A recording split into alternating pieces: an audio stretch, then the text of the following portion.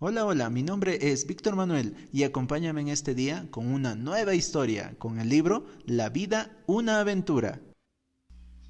Muy bien, ya vimos el capítulo número 7, Yosemite National Park. Ahora vamos a ingresar y ver de qué se trata el capítulo número 8, Casi Inmortales. Dejamos sola a la novia con su impresionante velo y nos encaminamos hacia Mariposa Grove, una zona del Yosemite que tiene en total 1750 kilómetros cuadrados. Por supuesto, no sin antes pernoctar cómodamente en un motel. Mientras marchábamos en busca de nuestra mariposa, saqué de la guantera el folleto informativo y pude así informar a don Pedro que en ese parque hay 2500 especies de aves, 72 especies de mamíferos y 1400 especies de plantas que dan flores, de las cuales 37 florecen y con el tiempo se convierten en árboles. No por nada las 5 distintas áreas de este parque atraen cada año a más de 4 millones de visitantes, dijo don Pedro. Somos poquita cosa, abuelo, solo 2 en 4 millones, pero Dios nos cuenta de a uno. Y fíjate, si seremos importantes para Él, que Jesús dijo que tiene contados hasta el número de cabellos que tenemos en nuestra cabeza, en la tuya terminará pronto, ¿no? Dije mirándole la pelada. Es mejor darle poco trabajo al Señor, ¿no te parece? Me contestó con una linda sonrisa y no sé por qué cambió de tema. No sé si ya te lo dije, Daniel. En Mariposa Grove abundan los famosos árboles secuoya. Hay distintas familias de secuoya. Los llamados costeros, porque solo se encuentran en la costa de California y de Oregon. También están los down sequoia, que son originarios de China, y su tamaño es mucho menor. Aquí, en Mariposa Grove, está la mayor cantidad de los giant sequoias, secuoyas gigantes. Teniendo en cuenta su volumen, son los seres vivos de mayor tamaño en nuestro planeta. Esta especie se da en estado natural únicamente en 75 zonas aisladas a lo largo de la Sierra Nevada. Llegamos a Mariposa Grove, dos de los más de 4 millones que vienen todos los años a contemplar y admiración estos árboles casi inmortales. En este folleto dice que algunos de estos secuoyas han vivido hasta 3200 años. ¡Wow! Pero, ¿cómo lo saben? Pregunté intrigado. Entre algunos pinos y diversas plantas menores, ahí están las secuoyas gigantes, como gruesas columnas rojizas que parecen decididas a arañar las nubes con su copete verde. El color del tronco, dijo Mr. Edrop, proviene del alto contenido de tanino, es la corteza, y eso ayuda al árbol porque lo hace resistente a las enfermedades, los insectos y hasta el fuego. El tanino es el secreto de la longevidad de la secuoya. ¿Te dice algo? Que nos haría bien desayunar tanino, en vez de café con leche. ¿En serio, abuelo? Seguramente estás pensando en que el éxito en la vida no depende del azar, sino de incorporarle los elementos que nos ayudan a resistir lo malo, que nos podría atacar desde afuera. A lo mejor nuestro tanino podría ser alimentarnos mejor y en general tener un buen estilo de vida. ¿Está bien? Excelente, muchacho. En eso estaba pensando. Claro, no siempre podemos resistir lo que viene de afuera y nos daña, como tener que respirar aire contaminado. Pero de cualquier manera, bien vale la pena acordarnos del tanino como ayuda a memoria. Y también estaba pensando en otra buena lección que nos enseña este extraordinario árbol, que a veces la debilidad es una ventaja. ¿Eh? No diga eso, Mr. Edrop. Lo débil está destinado a morir en cuanto se le presente una dificultad. Te explico, Danny. Cuando las empresas madereras, por los alrededores de 1860, comenzaron con gran entusiasmo a talar secuoyas, descubrieron que la madera de este árbol es frágil y liviana. Así que el enorme gasto que significaba talarlos no se compensaba con la utilidad que tenía para la industria maderera. De modo que luego de algunos años se abandonó su explotación y las secuoyas siguieron enhiestos mirando el cielo sin ser molestados. Ya ves, su fragilidad es su mejor defensa contra la sierra. Por eso te decía que a veces la fragilidad es una ventaja. También la debilidad puede ser una ventaja en el plano espiritual. Cuando Pablo le pidió a Dios 3 veces que le sacara un aguijón, ¿te acuerdas qué le respondió Dios? Me parece que le dijo: ¿bástate mi gracia? Sí, hijo. Y a continuación le dijo: ¿por qué no le daría lo que pedía? No me acuerdo, abuelo. Porque mi poder se perfecciona en la debilidad, le explicó Dios. Pablo no solo entendió, también fue capaz de alegrarse por su aguijón. ¿Alegrarse por contratiempos? Eso es imposible, abuelo. Había un tronco tendido en el suelo, y nos sentamos no tanto porque estábamos cansados, sino para conversar un poco. Mira, Pablo aceptó con alegría el no de Dios porque entendió lo que el Señor quería enseñarle cuando le dijo: mi poder, el de Dios, se perfecciona en la debilidad. ¿Cuánto peor nos va? Más buscamos la protección y la ayuda de Dios. ¿Te acuerdas cuánto pedimos a Dios cuando tu mamá estuvo gravemente enferma?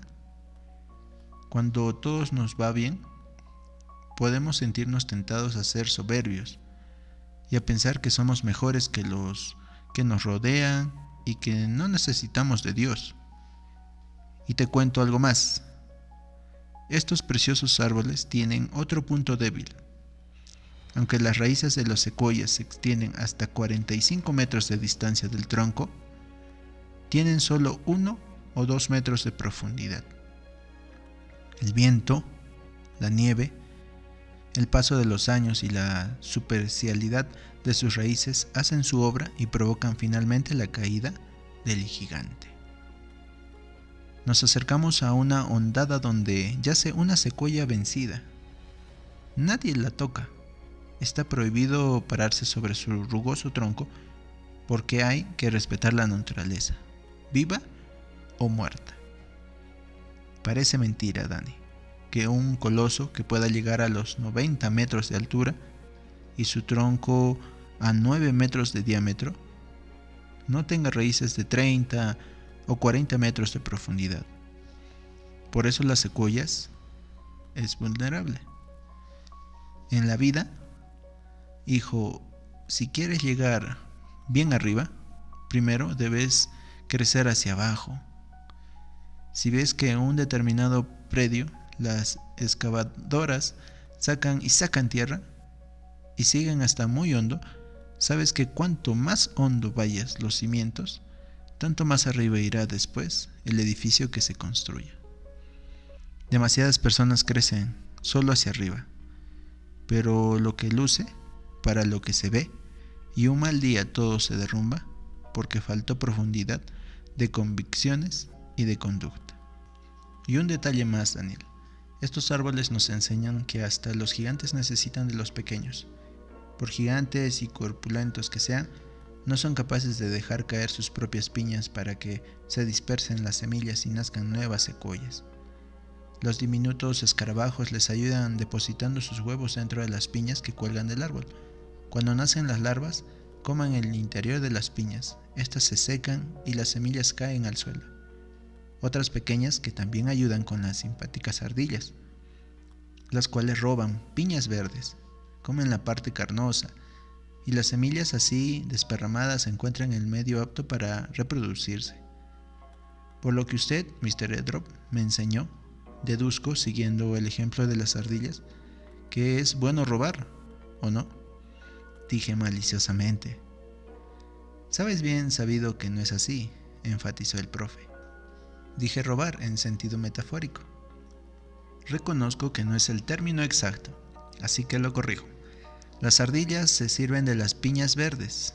¿Y está bien ahora? Perdón, abuelo, fue una pregunta ociosa. lo sé. Lo que sí creo que querías recalcar es la verdad de que todos necesitamos de todos. Por grandes que seamos, ¿acerté? Exactamente, Daniel. Así es, gracias a Dios, el verdaderamente grande sabe que lo peor que puede hacer es ponerse arriba de un pedestal y desde allí mirar con desdén a los demás, porque también él necesita de ellos. ¿Qué hace el maestro si no tiene alumnos? Los enfermos necesitan del médico, pero él también necesita de los enfermos para subsistir. La relación de mutua dependencia es una constante en la naturaleza, y no lo es menos en nuestra vida. Seguro, dije con total convicción. ¿Qué sería de mí sin mi abuelo? ¿Y qué sería de este abuelo sin su nieto? Después de esta clase, profe, quisiera volver al principio de esta conversación, porque no sé si recuerdas que una pregunta quedó sin respuesta. La verdad, no recuerdo, Dani. ¿Será que hablé demasiado o que me estoy poniendo viejo? ¿Me lo repites? Te pregunté cómo se sabe que algunas secuoyas gigantes han vivido más de 3000 años. Es cierto, Dani, es cierto. ¿Qué te parece si caminamos un poco para estirar las piernas y otro poco para ver más del maravilloso Mariposa Grove? Y así lo hicimos, caminábamos lentamente, como contando los pasos. Es muy lindo no tener apuro y observar el bosque como si fuera un santuario que llama a la calma, casi al éxtasis. Empezamos por el principio, Dani. Y el principio es la semilla. Cada año caen millones de semillas de secuoya, pero solo una en 1.000.000 germinará y llegará a ser un árbol admirable y admirado. En el proceso todo sucede sin prisa. Las piñas tardan 2 años en desarrollarse y quedan colgadas de las ramas del árbol entre 20 y 30 años, hasta que una fuerza externa, un diminuto escarabajo o una movediza ardilla pone en marcha el proceso. Y después, ahora sí, tu pregunta que es tuya y la respuesta que no es mía, sino de los naturalistas, si se hace un corte transversal del tronco de una secuoya, se descubre que tiene una estructura parecida a la del ser humano. En el centro se encuentra lo que los naturalistas llaman duramen, digamos que como nuestros huesos. El duramen son los huesos de la secuoya, lo que la mantiene erguida. Después sigue una franja de madera clara llamada albura, digamos que cumple la función de nuestras venas y arterias, las células, que lo nutren de agua y alimento. Entre la albura y la corteza está la única parte en crecimiento, llamada cambium. Esta capa produce cada año un nuevo anillo de madera y una nueva capa de corteza, que es como nuestra piel. Protege al árbol de lesiones externas y ayuda a cicatrizar las heridas superficiales externas. Ya ves, es asunto de saber contar hasta 3 o 4.000. ¡Guau! Dije mientras recorría un tronco que parecía levantarse hasta el cielo, para ver en el penacho verde allá arriba, donde las ramas y las hojas pueden prosperar gracias al sol. Su incondicional aliado, si supieran hablar, ¿cuánto podrían contarnos? ¿No es cierto? Es verdad, Dani. Cada uno tiene su historia, como nosotros. Si no te cansé, me gustaría contarte la historia de la secuoya más famosa de Mariposa Grove. Seguro que me interesa, abuelo, pero ya caminamos un rato. ¿Te interesa sentarte en las piedras lisitas que hay allá? Dije señalando unas piedras que por los lisas parecían invitarnos a descansar.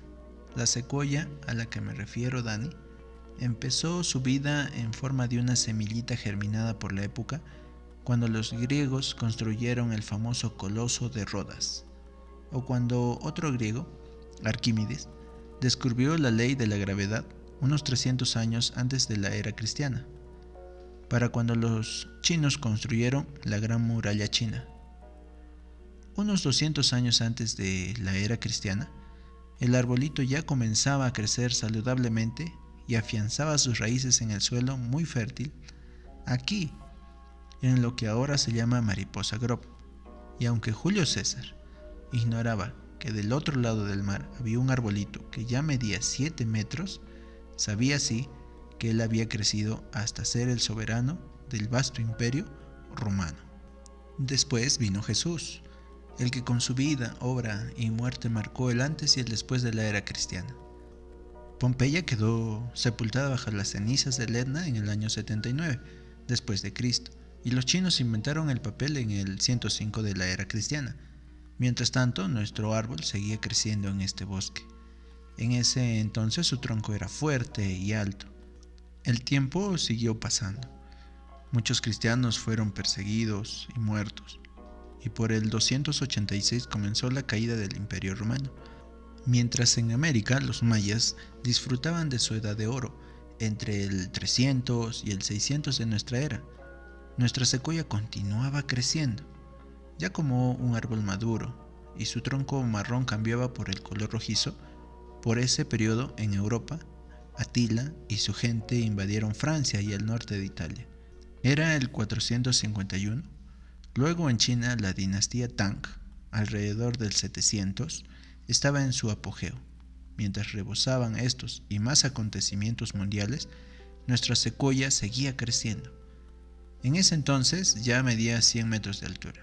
En el 750 de nuestra era, los chinos inventaron el reloj y los vikingos llegaron a Groenlandia. Y nuestro árbol seguía creciendo. Cada año producía unas 1500 piñas, y con la ayuda de las ardillas y los escarabajos, sus semillas se diseminaban e intentaban comenzar un nuevo ciclo. Mientras tanto, en el otro lado del mundo se construían castillos.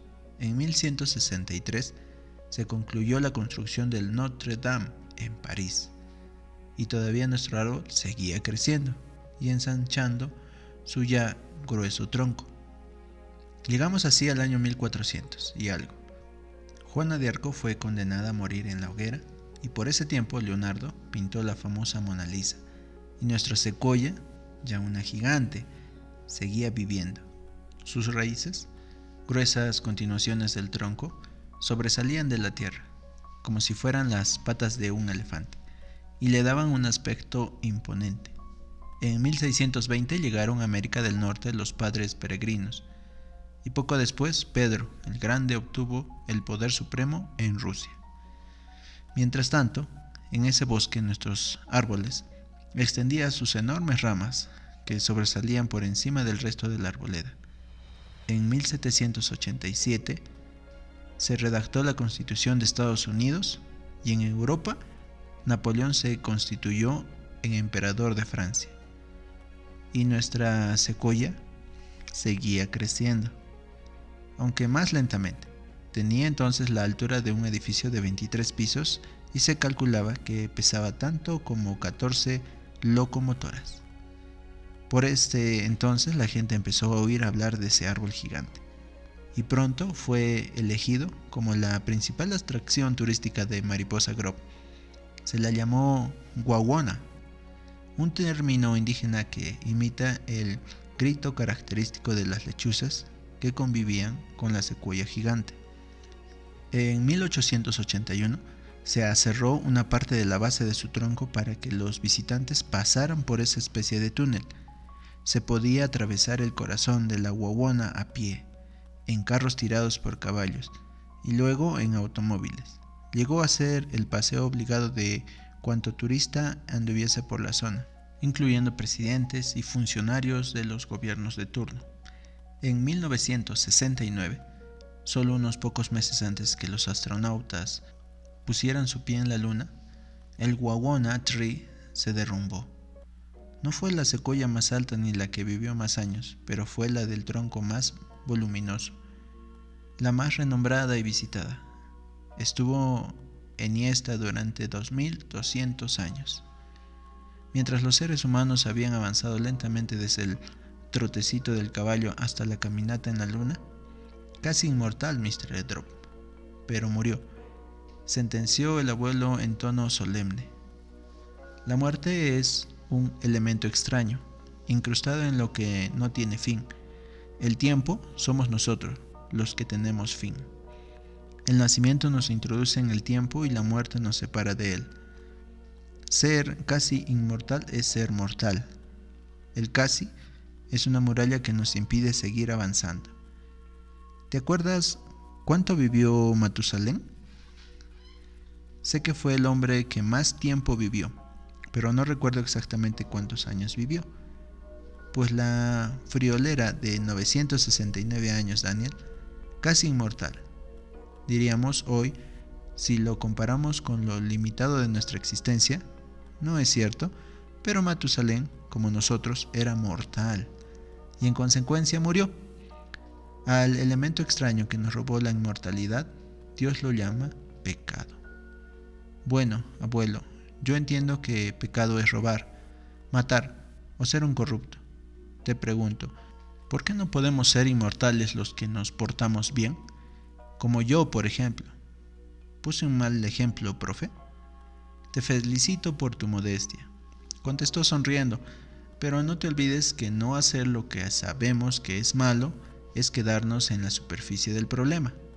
Cuando Jesús dijo, y te lo cito textualmente, porque lo sé de memoria, cualquiera que se enoje con su hermano será condenado. Dijo prácticamente que podemos matar con la lengua. Y te digo más, aún se puede matar sin abrir la boca y sin pronunciar una sola palabra. La palabra de Dios va al fondo mismo del mandamiento. No matarás. Cuando asegura que el que aborrece a su hermano es homicida. ¿Te das cuenta, Dani? El pensamiento también puede ser un arma mortal. La mente elabora pensamientos buenos y malos, y las acciones buenas o malas vienen a continuación. Por eso el profeta Jeremías dice en su libro que Dios escudriña la mente y el corazón, el laboratorio.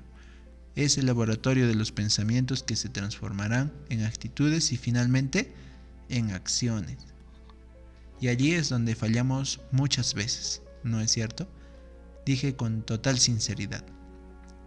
Es cierto, querido, pero tenemos la promesa de Dios de que algún día Él hará nuevas todas las cosas, y entonces se erradicará el pecado y su consecuencia final, la muerte. ¿Eso quiere decir que cuando no haya pecado habrá eternidad? No. ¿O sí? Exacto, Dani. No será la eternidad del Wawona, que comenzó su vida más o menos en la misma época cuando los griegos construyeron la enorme estatua del dios Sol, conocida como el Coloso de Rodas, y concluyó unos meses antes que el astronauta Armstrong pusiera su pie en la luna. Es difícil imaginar eso de vivir siempre, siempre sin fin, pero es lindísimo. Para mí también lo es, Dani, especialmente cuando me voy dando cuenta de que estoy navegando cerca del Cabo de la Buena Esperanza, y que pronto lo dejaré atrás. Mr. Edrop, le aseguro que usted es más joven que muchos jóvenes, porque tiene una eternidad en el corazón. Este pensamiento lo leí en una parte de la Biblia. ¿Puede ser? Sí, muchacho. Está en el capítulo 3, el versículo número 11 del libro de Salomón llamado Eclesiastés. Es Dios quien pone el sentimiento y el deseo de eternidad en cada corazón, porque nos hizo para vivir, no para morir, para ser felices, no para sufrir, para vivir eternamente. Mr. Edrop estaba entusiasmado con el tema y continuó. Esto de la eternidad, ¿qué nos cuesta entender porque somos mortales? Podemos compararlo con un círculo. ¿Dónde empieza? ¿Dónde termina? Un círculo no tiene principio, tampoco tiene fin. Así es la eternidad. Bueno, me parece que mi charla tiene principio y ya estarás imaginando que no tendrá fin. Pero sí, dijo mirando su reloj. Es tiempo de despedirnos de las maravillas que hemos visto. ¿Te gustaría que mientras vamos en búsqueda del motel te cuente una historia que ilustrará el tema de la eternidad? Perfecto, profe. Marchemos y escucharé, dije. Pero antes quiero mirar a la redonda cuánto puedan alcanzar a ver mis ojos, para despedirme de Mariposa Grove en particular y de Yosemite en general. Parece mentira que el tiempo de estar aquí terminó y que todo esto mañana será historia. Mira, Dani, mira cuanto puedas. ¿Para qué tienes una cámara fotográfica perfecta en los ojos sino para aprovecharla? para que me fuera despedido del paisaje. Manejó despacito. El conductor mira el camino y el acompañante mira el paisaje. ¿Está bien? Supongo que sí, dijo el abuelo con aire de resignado. Traspasó el acceso a Yosemite Park. Volvimos al tema de la eternidad. Ahora es el momento para la historia, ¿no? Dije. Se cuenta, comenzó el abuelo, que una noche de luna llena, un padre y su hijo de 10 años salieron a caminar. El papá le señaló algunas de las estrellas más brillantes y en forma sencilla le explicó que Dios, en algún momento de la eternidad, las había puesto en el cielo para que también la noche, aunque oscura, fuera hermosa. Y el niño lo interrumpió porque no había entendido una palabra. Papá, le dijo, ¿qué quiere decir eternidad? El padre pensó un momento, queriendo ser didáctico, y a la vez sencillo le dijo, señalando un lugar distante, Carlitos, ¿alcanzas a ver la montaña que hay allá lejos? En la semiluz de la luna llena, la montaña se cortaba con cierta nitidez. Sí, papá, la veo, dijo el niño señalando con su índice el lugar que le había indicado su padre. Carlitos, imagina que un día viene una paloma, vuela sobre la montaña, con una de sus alas roza la parte más alta de la montaña y se va. Imagina ahora que la misma paloma regresa el siguiente año y todos los años para volver a rozar la montaña y luego irse. Cuando vinieran tantísimos años como fuera necesario para rozar la montaña hasta hacerla desaparecer, eso sería el primer segundo de la eternidad. Ni millones de palomas podrían deshacer una montaña aunque la rozaran todos los días. Y una solita, una vez al año, es más de lo que puede entender Mr. Drop. No te preocupes, yo tampoco entiendo. Lo que nos pasa es que no podemos pretender que nuestra mente sea como la de Dios, así como no podemos pretender que un bebé de 6 meses entienda cómo usar una computadora. ¿No es cierto? Es verdad, abuelo. Siempre te asiste la razón. Nuestro día había concluido. Mucho visto y mucho aprendido. Así terminamos nuestro capítulo número 8 de nuestro libro del año, La vida, una aventura. Estén atentos al siguiente capítulo, que pronto estaremos con más noticias, más novedades también. Así que puedes suscribirte y esperar el siguiente capítulo. Muy pronto nos vemos. Hasta luego.